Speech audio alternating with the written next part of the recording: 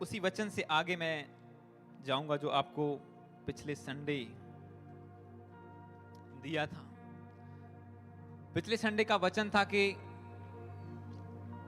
परमेश्वर एक अगुए को चुनता है और कलीसिया को तैयार करता है, और चर्च की रिस्पॉन्सिबिलिटी है उसे सपोर्ट करना, उस विजन में खड़े होना, ताकि परमेश्वर के काम अच्छी रीति से हो सके, अपने बोने के द्वारा, अपनी मेहनत के द्वारा। आज टीम ने सुबह जल्दी उठ के खाना रेडी किया है ताकि हम डिस्ट्रीब्यूट कर सके। सुबह से लगे हुए हैं, कल से लगे हुए हैं, हम भी साथ में थे। जोर से तारीफ करो परमेश्वर की इस काम के लिए। थोड़ा इफेक्ट आप करो इधर।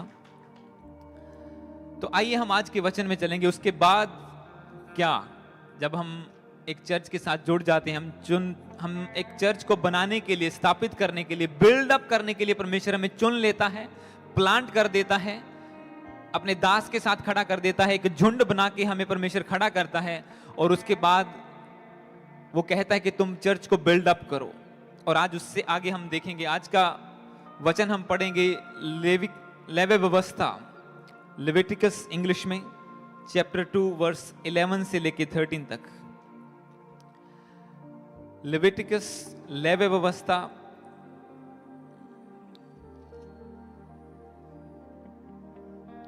उसका उसी निर्गमन के सामने अगली बुक आपको मिलेगी। निर्गमन के बाद, कूच दे बाद, लेवी व्यवस्था, उसका 2, उसकी 11, 12 और 13 वर्सेस को मैं पढ़ूंगा। अगला आधा घंटा हम वचन में होंगे, उसके बाद प्रार्थना में जाएंगे। प्रेयर आप रिसीव कर चुके हैं। इस वर्ड को मैं पढ़ता हूं। इसमें लिखा, कोई अन्न बलि जिसे तुम यहोवा के लिए चढ़ाओ खमीर मिलाकर बनाया ना जाए। तुम कभी हवन में यहोवा के लिए खमीर और मधु ना जलाना। तुम इनको पहली उपज का चढ़ावा करके यहोवा के लिए चढ़ाना, पर वे सुखदायक सुगंध के लिए वेदी पर चढ़ाए ना जाएं। फिर अपने सब अन्न बलियों को नमकीन बनाना, और अपना कोई अन्न बलि अपने परमेश्वर के साथ बंधी हुई वाचा के नमक से रहित होने ना देना। अपने सब चढ़ावों के साथ नमक भी चढ़ाना। हालेलुया। जब परमेश्वर ने मूसा को सारा विजन दिया कि तूने ऐसे ऐसे परमेश्वर के भवन को बनाना है, तुझने ऐसे ऐसे डिजाइन करना है, ऐसे तंबू लगाना है, ऐसे खड़ा करना है, और आपने ध्यान से उसको सुना कि कहां पे पीतल लगाना है, कहां पे चांदी और कहां पे सोना लगाना है, तो आप कितना परमेश्वर के क्लोज, जहां पे प्रेजेंस उतरनी थी संदूक के ऊपर, परमेश्वर ने कहा ये पूरा प्योर गोल्ड का, खरे सोने का बनाओ। चांदी उसके बाहर थंबलों में लगा दो, बेस बना लो, पीतल उससे भी बाहर जाए। तो जितनी आपकी प्योरिटी, शुद्धता है परमेश्वर के सामने, उतना आप उसके नजदीक जाएंगे, उतनी प्रेजेंस आपके ऊपर उतरेगी। हो सकता है आपको प्रभु इस्तेमाल करे, पर आप बाहरी कोरट में दूर दूर तक परमेश्वर की गहरी उपस्थिति से बाहर इस्तेमाल हो। पर जितना आप प्रभु के सामने अपने आप को नम्र करते जाएंगे, शुद्ध करते जाएंगे, परमेश्वर आपको उतना क्लोज आने देगा, उतनी प्रेजेंस उतरेगी, और उतना आप इस्तेमाल होंगे। और परमेश्वर ने कहा, उसने एक याचक को चुना, उसके साथ लोगों को खड़ा किया कि तुमने इसका साथ देना है। परमेश्वर ने जब मूसा को सब कुछ दिखाया, तो पिछले चैप्टर्स को जब हम पढ़ते हैं तो उसमें लिखा कि मूसा ने सब कुछ यहोवा के कहने के अनुसार तैयार कर लिया। उसने तंबू खड़ा किया, एक बॉक्स बनाया सोने का, उसके अंदर परमेश्वर का वचन रखा और पर्दे लगाए, सब कुछ तैयार हो गया। सब बलियों चढ़ाने के लिए सब चीजें रेडी हो गई। और परमेश्वर ने कहा, अब तुम क्या करना, अब बलियों को, उसमें अलग अलग तरह की बलियां परमेश्वर ने बताई इन 1 और 2 चैप्टर में, लेवी व्यवस्था का 1 और 2 में। तो उन्हें ये लेके आना है, ऐसा करना है, ऐसा होना चाहिए, ये फॉर्मेलिटी है, ये चढ़ाना है, नहीं चढ़ाना है, सब रूल्स दिखा दिए। और अब हम सब पे नहीं जाएंगे, उनमें से आज हम वचन पर मनन करेंगे, अन्न बलि, ग्रेन ऑफरिंग। और यही टाइटल है आज के वचन का, ग्रेन ऑफरिंग, अन्न बलि। परमेश्वर ने कहा, तुम अन्न बलि को चढ़ाना मेरे सामने। और यहां पे 3 पॉइंट पे आज हम डिस्कस करेंगे। एक कि अन्न बलि, दूसरा खमीर, और तीसरा नमक। 3 चीजें आपको इन 3 वर्सेस में मिलती हैं। प्रभु ने कहा कि तुम्हारी अन्न बलियां मेरे सामने टाइम टू टाइम पहुंचनी चाहिए। जैसे जैसे ठहराया गया है, कुछ तरह की हर रोज, कुछ साल में एक बार, कुछ कैसे अलग अलग तरीके से। पर जो पुराना नियम है वो एक प्रैक्टिकल रूप है, एक एग्जाम्पल है प्रैक्टिकल आने वाले नए नियम में कामों के होने के लिए। इसीलिए आप यीशु मसीह के बारे में जब आप पढ़ते हैं, जब आप जेनेसिस उसकी 12 को पढ़ते हैं, उसमें एक्सोडस की 12 को उसमें बताया गया है कि कैसे परमेश्वर ने निकाला इजरायलियों को और कैसे कहा कि ये मेमना तुम बलि करना, उसे लाठी बांधे हुए खाना, कुछ भी रखना छोड़ना, साग पात के। तो वो प्रभु यीशु मसीह के बारे में कहा गया था। और यहां पे परमेश्वर जो आपको बता रहे हैं, आज मैं आपको नए नियम में लेके जाऊंगा कि आज ये जब बलि चढ़ाते थे तो परमेश्वर ने कहा मैदा लेके आना। जब आप 2:1 से पढ़ते हो उसमें लिखा इतना मैदा लेके आना, आटा लेके आना, तेल मिलाना, उसके रोटियां बनाना। तो इस तरह से वो लोग अन्न बलि को चढ़ाते थे परमेश्वर के सामने, ग्रेन ऑफरिंग को लेके जाते थे। पर आज आपको मैदा तो नहीं लेके आना है, ना ही आपको बकरे लेके आने हैं, ना ही तेल लेके आना है कि नहीं चर्च चलो एक टोकरी पार के मैदा लेके जाओ तो परमेश्वर के सामने हम ग्रेन ऑफरिंग अन्न बलि चढ़ाएंगे। ऐसा कुछ नहीं है, लेके तो नहीं आया कोई मैदान आज। हालेलुया। तो वो पुराने नियम के अकॉर्डिंग परमेश्वर ने दिखाया। पर आज परमेश्वर की क्या रिक्वायरमेंट है, आज वो क्या कहता है, कैसे आप पर बलि परमेश्वर आज भी मांगता है, अन्न बलि को वो आज भी चाहता है आपसे, पर तरीका अलग है। आज स्पिरिचुअल आत्मिक तरीके से परमेश्वर, इसको आप अगर ध्यान से समझें, पिछले संडे का वचन और ये आप समझ गए, ये आपको हेल्प करेगा अगले साल में प्रभु में आगे बढ़ने के लिए।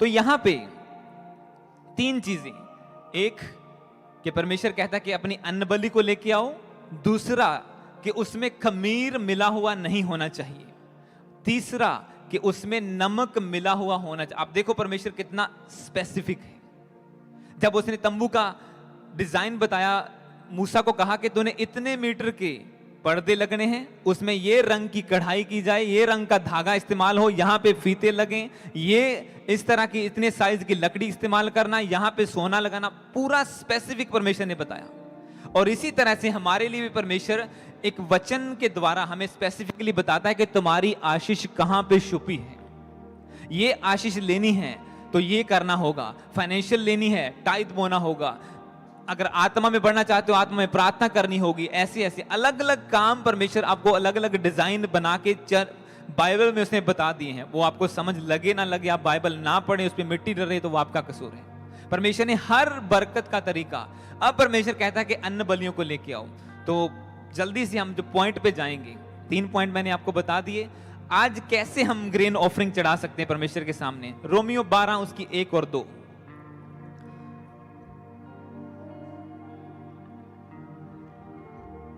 Romans chapter 12 verse 1 to 2।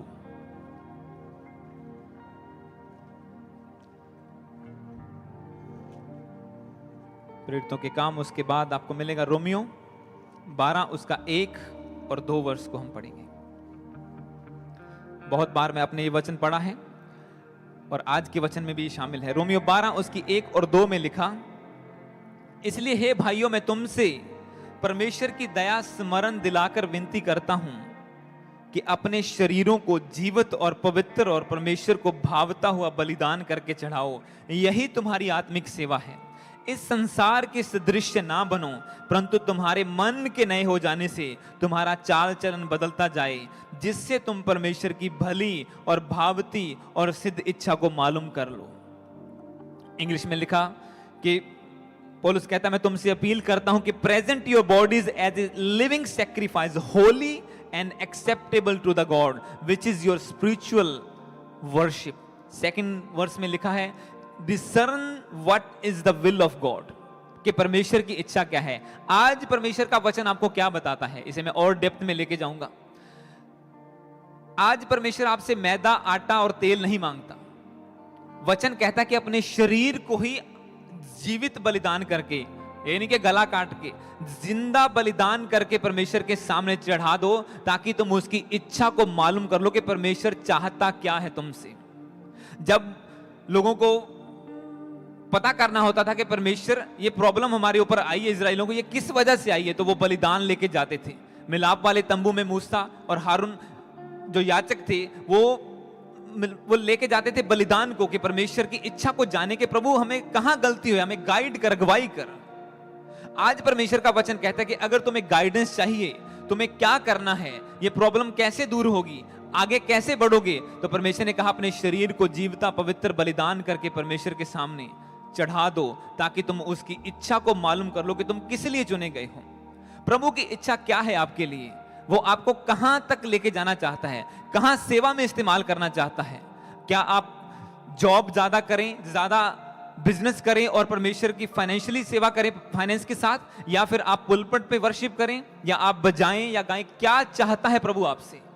अब आप चुने तो गए, आपने ठान लिया कि ठीक है मैंने वचन सुना, परमेश्वर ने दास को खड़ा किया, मैं हम उसके साथ एक मन होकर चलेंगे विजन में, पर क्या करेंगे, करना क्या है, कैसे मालूम होगा। जब अपने शरीर को परमेश्वर के सामने चढ़ा दोगे, इच्छाओं को दफन कर दोगे, प्रभु की इच्छा को जान लोगे, तो परमेश्वर बताएगा कि हाँ तुझे इस हिस्से में काम करना है।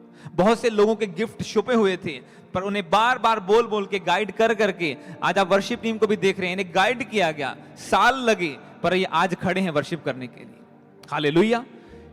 मीडिया को आप देख रहे हैं, टाइम लगा, इन्हें सिखाया गया, इन्हें टीच किया गया, इनके अंदर के गिफ्ट निखारे गए, तो परमेश्वर ने इन्हें खड़ा किया, इन्होंने पहचाना, प्रार्थनाओं में बढ़े, तो परमेश्वर आज इन्हें इस्तेमाल कर पा रहा है। अगर इनके गिफ्ट छुपे रहते तो आप सोचो कैसे इस्तेमाल होते। अब ये तो आपको पता चल गया कि परमेश्वर आज दालें, मैदा, आटा नहीं मांग रहा, वो मांगता है आपको, आपके टाइम को,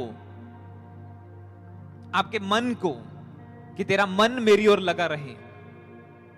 अपने शरीर को चढ़ा दे, जीवता पवित्र बलिदान करके, एक्सेप्टेबल टू गॉड, जैसा परमेश्वर चाहता है वैसा। पर करेंगे कैसे, ऐसा कैसे हम जीवता पवित्र बलिदान करके चढ़ा सकते हैं। ये परमेश्वर के सामने एक बलिदान के रूप में जाए। भजन संहिता 141 उसकी 2 वर्ष को आप पढ़ेंगे। आज वचन मैं आपको ज्यादा दूंगा, बाइबल से आपको वचन दे दे के समझाऊंगा ताकि आपको समझ लगे अच्छे तरीके से। भजन संहिता 141 उसकी 2 वर्ष को हम पढ़ेंगे।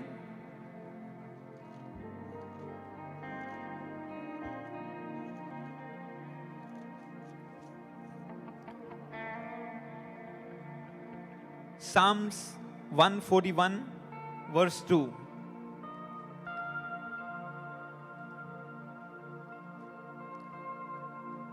एक और 2 दोनों को मैं पढ़ दूंगा। इसमें लिखा, हे यहोवा मैंने तुझे पुकारा है, मेरे लिए फुर्ती कर, जब मैं पुकारूं तब मेरी ओर कान लगा। 2 में लिखा, मेरी प्रार्थना तेरे सामने सुगंध धूप और मेरा हाथ फैलाना संध्या काल का अन्न बलि ठहरे। इंग्लिश में लिखा, let my prayer be counted as a incense before you and the lifting up my hands as a evening sacrifice. वही वर्ड आ गया ना आपके सामने। परमेश्वर का वचन आपको गाइड करता है हर हिस्से में कि आपको, अब आपने ठान लिया कि ठीक है परमेश्वर मैं अपने आप को बलिदान करके तेरे सामने चढ़ाता हूं, पर कैसे चढ़ाओगे तुम, वो भी वचन कहता है कि मेरी प्रार्थना तेरे सामने सुगंध धूप के समान जाए और मेरा हाथ उठाना शाम के लिए अन्न बलि ठहरे। तो आपकी प्रेयर, परमेश्वर के सामने घुटनों पे आके हाथ उठाना, ये आज उसके लिए अन्न बलि है। वो मैदा और आटा नहीं, वो नहीं चाहता। वो चाहता है कि आप अपने आप को चढ़ाएं, प्रार्थना में आएं। जब आप प्रेयर करेंगे, वो कहता है कि क्योंकि प्रभु ने कहा जब तुम वेदी बनाना, इसके ऊपर धूप जलाना, जब तुम मेरे सामने आना अन्न बलि लेके आना। तो आज धूप नहीं जलाते हम, वो बलि नहीं लेके जाते, पर आज भी हम आत्मा में सेम प्रोसीजर को फॉलो करते हैं। कहता है मेरी प्रार्थना तेरे सामने सुगंध धूप ठहरे, जिससे तू खुश हो परमेश्वर। अरोमा इंग्लिश में लिखा हुआ है। और मेरा हाथ फैलाना संध्या काल का अन्न बलि ठहरे। आज ग्रेन ऑफरिंग क्या चढ़ा सकते हैं आप परमेश्वर के? जब आप ग्रेन को खाना छोड़ते हैं, जब आप फास्टिंग करते हैं, तो ये आपकी ऑफरिंग है परमेश्वर के सामने कि प्रभु मैंने ग्रेन छोड़ दिया, मैं अनाज नहीं खा रहा, मैंने रोटी नहीं खाई, 1 दिन पूरा दिन, 2 दिन 3 दिन की फास्टिंग में हूं, ये मेरी ऑफरिंग है तेरे सामने। तो आप अपने आप को जीवता पवित्र बलिदान करके, जब आप फास्टिंग प्रेयर में जाते हैं, आपकी आत्मिक अपनी शारीरिक इच्छाएं खत्म होती हैं, आपकी शरीर के ऊपर आपका कंट्रोल आता है, आपको इच्छा पूरी नहीं करने की स्ट्रेंथ नहीं रहती। फिर आप क्या कर सकते हैं? आप प्रार्थना करते हैं, और वो प्रार्थना परमेश्वर के सामने क्या ठहरती है? अन्न बलि। जोर से बोलो, अन्न बलि परमेश्वर के सामने। हालेलुया। तो आज हम ये पहला पॉइंट कि अन्न बलि परमेश्वर अगर मांगता है तो हम कैसे कैसे उसके सामने चढ़ा सकते हैं। तो ये आपकी अन्न बलि है।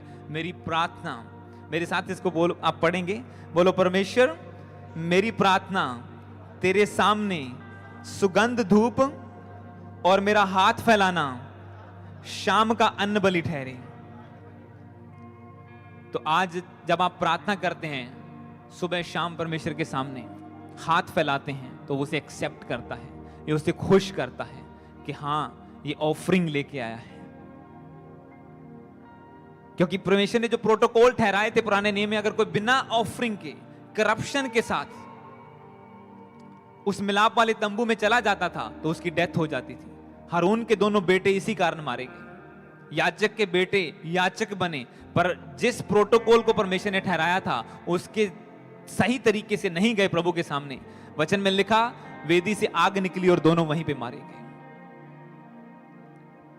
आज परमेश्वर कहता है कि आप प्रार्थना को लेके आए, पर वो प्रेयर कैसी होनी चाहिए। दूसरा पॉइंट, उसने कहा कि तुम्हारी बलि में खमीर मिला हुआ नहीं होना चाहिए। आज क्या है खमीर? मत्ती 16 उसकी 6 से 12 तक हम पढ़ेंगे। Matthew 16, gospel of Matthew chapter 16 verse 6 से लेके 12 तक। मत्ती 16 अध्याय ਉਹਦਾ 6 ਤੋਂ ਲੈ ਕੇ 12 तक ਅਸੀਂ पढ़ांगे।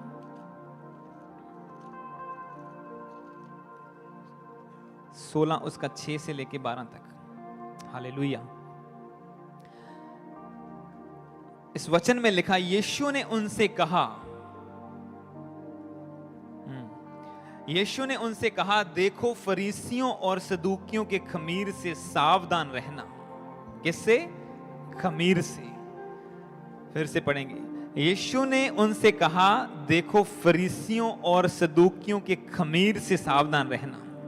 वे आपस में विचार करके कहने लगे, हम रोटी नहीं लाए इसलिए वह ऐसा कहता है। यह जानकर यीशु ने उनसे कहा, हे अल्पविश्वासियों, तुम आपस में क्यों विचार करते हो कि हमारे पास रोटी नहीं है?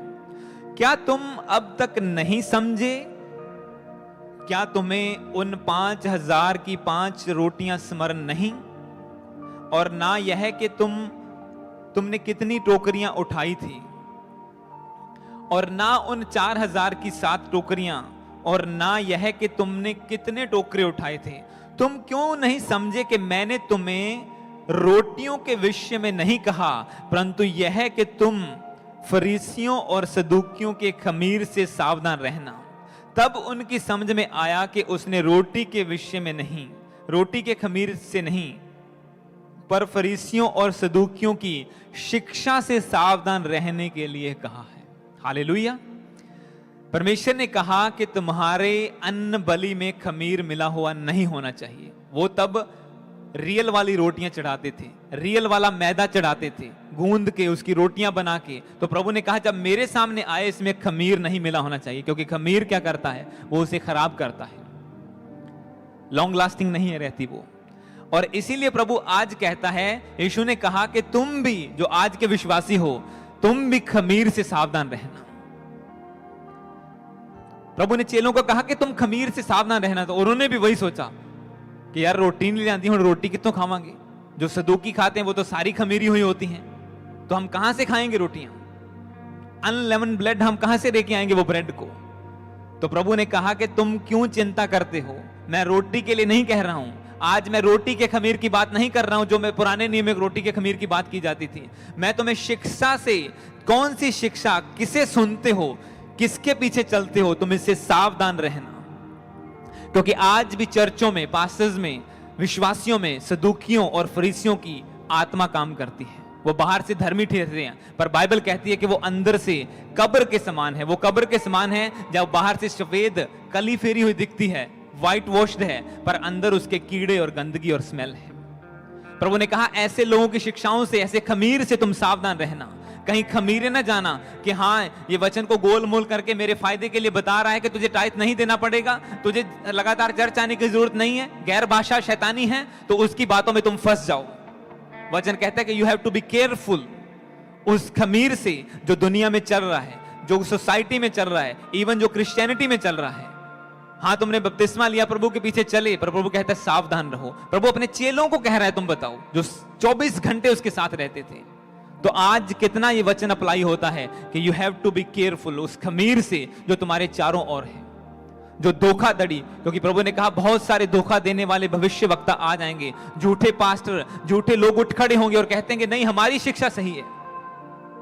बाइबल के आपको अलग अलग वर्जन मिलते हैं, पर उनमें से बाइबल की वर्सेस गायब हैं। इवन 50-50 वर्सेस एक बुक से गायब हैं, गलत लिखती गई हैं। यीशु मसीह के नाम को और तरीके से लिखा गया है, जो ओरिजिनल बाइबल है उससे अलग।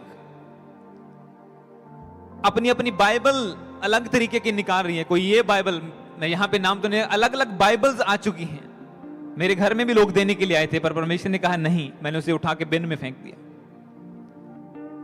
कौन सी शिक्षा तुम सुनते हो? प्रभु ने कहा कि तुम, 12 को मैं पढ़ूंगा, तुम उनकी समझ में आया कि उसने खमीर की रोटी के खमीर से नहीं, पर फरीसियों और सदूकियों की शिक्षा से सावधान रहने के लिए सुना कहा है। But of the teaching of Pharisees and Sadducees, कि तुम खमीर से सावधान रहना, तुम्हें खमीर मिला हुआ नहीं होना चाहिए। कौन सी बातें आपको खमीर करती हैं? एक वचन को पढ़ेंगे, गलेशियंस, गलातियां उसका 5, उसका 19 से लेके 21 तक। Book of Galatians chapter 5 verse 19 से लेके 21 तक। गलातियां 5 उसका 19, 20 और 21 को पढ़ूंगा। कौन सी बातों से आपको सावधान रहना है? कौन सी बातें हैं जो आपको खमीर कर सकती हैं और आप परमेश्वर के सामने एक्सेप्टेबल नहीं होंगे अगर आप में खमीर मिला हुआ होगा?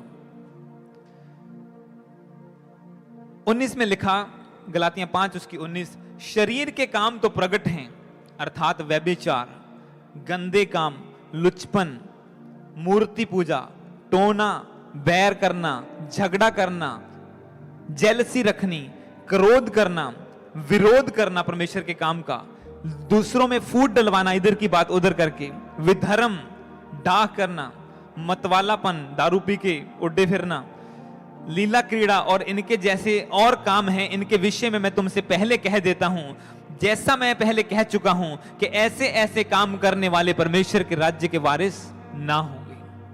हालेलुया। परमेश्वर ने कहा अपने शरीर को जीवता पवित्र बलिदान करके ऐसे चढ़ाओ के परमेश्वर के सामने एक्सेप्टेबल हो, वो उसे एक्सेप्ट करे। पर बाकी 6 दिन हर रोज एक एक पैग भी चलता है साथ में, वो खमीर है आप में और वो एक्सेप्टेबल नहीं है परमेश्वर के सामने। उसने कहा ऐसे ऐसे काम करने वाले, पौलुस कहता है कि मैं तुम्हें पहले भी कह चुका हूं कि ऐसे ऐसे काम करने वाले परमेश्वर के राज्य के वारिस ना होंगे। मतलब तुम शामिल नहीं हो सकते परमेश्वर के राज्य में। आप कह सकते हैं मैं परमेश्वर की सेवा करता हूं, मैं पुलपिट पे हूं, मैं वर्शिपर हूं, मैं पास्टर हूं, मैं बजाता हूं, मैं किचन का काम करता हूं, पर साथ में अगर आप गंदे काम, जेलसी, बुरे काम, दूसरों में फूट डलवानी, इधर की बात उधर करनी, इधर की बात उधर करनी, ये काम करेंगे तो परमेश्वर कहता है कि you are not acceptable to me, तुम मेरे योग्य नहीं हो, तुम एक्सेप्टेबल नहीं हो। तुम अन्न बलि तो लेके आए हो, पर इसमें जो खमीर मिला हुआ है मेरे प्रोटोकॉल के अगेंस्ट है। वो जो रूल मैंने ठहराया है तुम्हारी अन्न बलियों को एक्सेप्ट करने के लिए, ये उसके अगेंस्ट है तुम्हारा खमीर। इसलिए उसने कहा जब तुम मेरे सामने आओ, अन्न बलि को लेके आना, सैक्रिफाइस को लेके आना, अपनी ऑफरिंग को, अपने आप को, अपने मन को, अपने तन को, हर चीज को परमेश्वर की सेवा के लिए समर्पित करना। और उसने कहा जब तुम लेके आओ, उसका रूल यह है कि उसमें खमीर बिल्कुल भी मिला हुआ नहीं होना चाहिए। हालेलुया। तो 2 चीजें आपको मैंने बता दी। पहला अन्न बलि, कौन सी अन्न बलि? प्रार्थना, घुटनों पे आके फास्टिंग के साथ परमेश्वर के सामने प्रेयर करना, ये आपकी अन्न बलि है परमेश्वर के सामने, ये सैक्रिफाइस है प्रभु के सामने। दूसरा, उसमें खमीर मिला होना नहीं होना चाहिए। कौन सा खमीर? बुरी शिक्षा, इधर उधर की बातें। 10 पास्टर को सुनना, उनमें से सबकी टीचिंग अलग है और फिर खुद कंफ्यूज होकर बैठ जाते हैं, यार पता नहीं केड़ा सही है। सुनो जिसे मर्जी, पर हजम होनी चाहिए आपके बात। अगर डाइजेस्ट नहीं होती, सुनना छोड़ दो। मैंने वो चीजें पढ़नी, वो सुननी छोड़ दी जो मुझे लगता था कि नहीं ये गलत है। ये करप्ट करती है, मेरी जो रियल टीचिंग है उसे इफेक्ट करती है।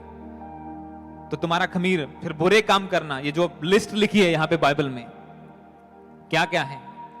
शरीर के काम प्रकट हैं, व्यभिचार, गंदे काम, लुचपन, मूर्ति पूजा, जादू टोना करना, दूसरों में झगड़ा करवाना, बैर रखना, जेलसी रखना, सब खमीर करते हैं आपको और आपको एक्सेप्टेबल नहीं रहने देते परमेश्वर के सामने। तीसरा प्रभु ने कहा कि जब तुम ऑफरिंग लेके आओ तो उसमें सॉल्ट मिला होना जरूरी है। तुम्हारी कोई भी ऑफरिंग बिना सॉल्ट के, बिना नमक के नहीं होनी चाहिए। अब नमक क्या है? हालेलुया, ये भी क्वेश्चन है। मरकुस 9 उसकी 50, इसके अगला वचन हम पढ़ेंगे। मरकुस 9 उसकी 50।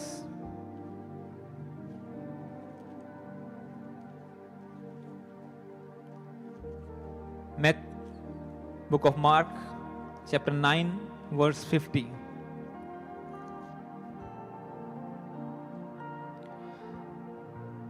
नौ की 50 में लिखा, नमक अच्छा है, पर यदि नमक का स्वाद जाता रहे तो उसे किस से नमकीन करोगे? अपने में नमक रखो और आपस में मेल मिलाप से रहो। यीशु ने कहा सॉल्ट इज गुड, नमक अच्छा है, पर अगर इसका स्वाद खत्म हो जाए तो कैसे उसे नमकीन करोगे? Have salt in your self. वचन कहता है कि अपने में। अब यहां पे भी प्रभु कह रहा है, अब नए नियम में तो वो मैदे वाली और रोटियों वाली बात नहीं रही, पर प्रभु तो यहां भी कह रहा है कि अन्न बलि चाहिए, खमीर ना हो तुम में, और नमक भी चाहिए। तो क्या करोगे? जेब में नमक डाल के लेके आओगे कि फिर लो जी प्रभु तेरा वचन कहता लून लेके आयो, फिर लो मैं जेबा भर के लेके आया नमक दिया। हालेलुया। मैं नमक, प्रभु ने कहा कि अपने में नमक रखो, वो जरूरी है। अगर तुम्हारे अंदर नमक नहीं है, क्योंकि पुराने नियम में प्रभु ने क्या कहा, जो हमने पहला वचन पढ़ा, कि जो भी तुम लेके आते हो अगर उसमें खमीर मिला है वो एक्सेप्टेबल नहीं है। उसमें खमीर बिल्कुल नहीं होना चाहिए, नमक जरूर होना चाहिए। प्रोटोकॉल के अकॉर्डिंग उसमें डेफिनेटली नमक होना चाहिए, तभी वो मेरे सामने एक्सेप्टेबल है। और यहां पे प्रभु कह रहा है कि अपने में नमक रखो। कौन सा नमक है? इसी के एक पीछे जाएंगे वर्ष को। वचन कहता है 9 की 49 में, अभी हमने 9 की 50 पढ़ा, मरकुस 9 की 49 में, क्योंकि हर एक जन आग से नमकीन किया जाएगा, for everyone will be salted with fire. क्या कहा था यूहन्ना ने? मैं तुम्हें पानी से बपतिस्मा देता हूं, पर जो मेरे बाद आने वाला है वो तुम्हें आत्मा से और फायर से बपतिस्मा देगा। एक विश्वासी का नमक क्या है आज?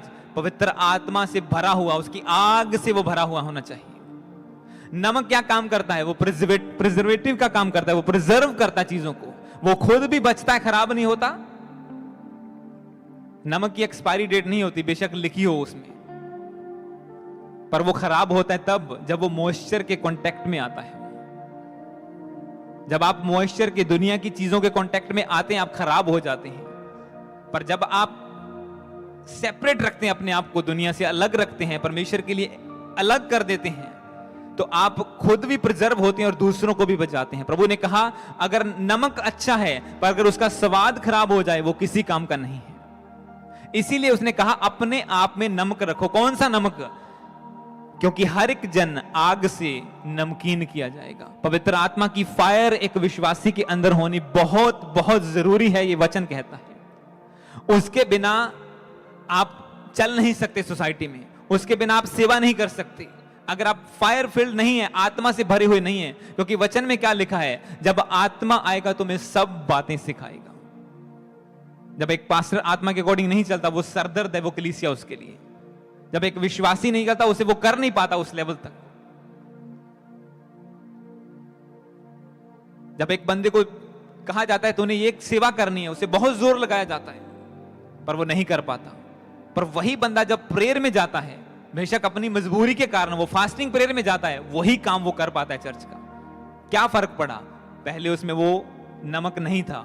जैसे प्रार्थना में गया, अन्न बलि चढ़ाई, अपने शरीर को जीवता पवित्र बलिदान करके, खमीर दूर हुआ, नमक आया और वो काम होने लगा जो पहले नहीं होता था। निर्बुद्धियों को बुद्धि देता है परमेश्वर का आत्मा, पर वो आता कब है? जब आप अपने आप को सरेंडर करते हैं प्रभु के सामने। उसने कहा अपने आप में नमक रखो, तुम्हें बिना नमक के नहीं होना चाहिए। इसी के साथ एक वचन को मैं और पढ़ूंगा, हम फिनिश करेंगे। मत्ती 5 उसकी 13, मैथ्यू 5:13।